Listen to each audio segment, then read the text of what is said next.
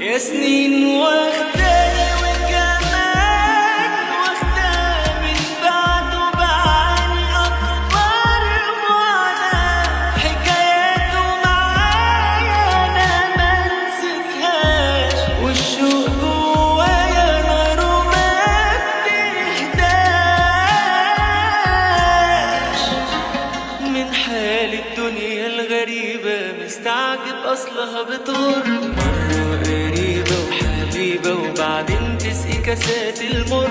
مش عارف سر التركيبة، الخير أكتر ولا الشر؟ طب هي الأيام الحلوة بتجري بسرعة ليه؟